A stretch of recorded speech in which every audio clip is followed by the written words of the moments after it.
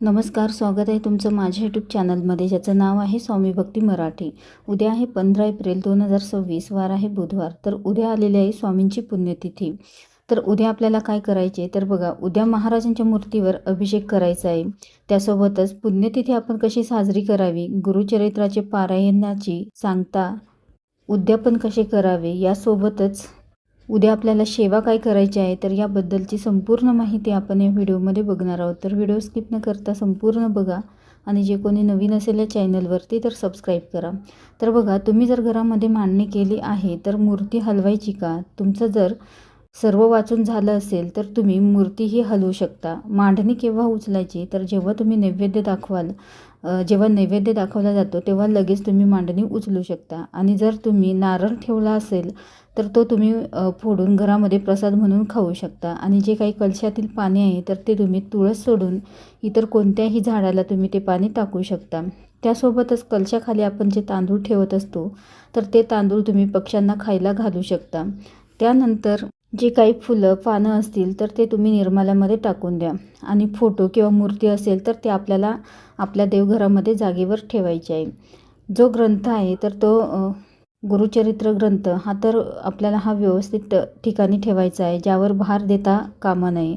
त्यावर कोणताही ग्रंथ ठेवू नये, तर तो सेपरेट आपल्याला बाजूला ठेवायचा आहे. आणि त्यासाठी तो आपल्याला स्वतंत्र असा गुरुचरित्र ग्रंथ हा ठेवायचा आहे.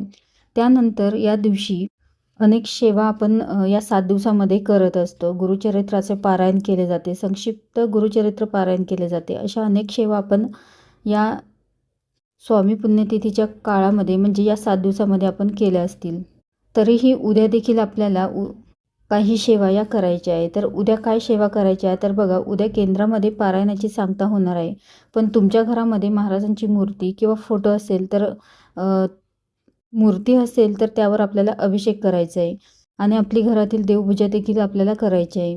घरातली देवपूजा देखील तितकीच महत्त्वाची आहे. तुम्ही पारायणाची सांगता केंद्रात जाऊनच करणार असाल तरीही घरामध्ये आपल्याला शिऱ्याचा नैवेद्य हा देवांसाठी किंवा आपल्या घरामध्ये स्वामींची मूर्ती फोटो असेल तर त्यासमोर आपल्याला ठेवायचा आहे. 10:30 किंवा 12लाही तुम्ही नैवेद्य दाखवू शकता.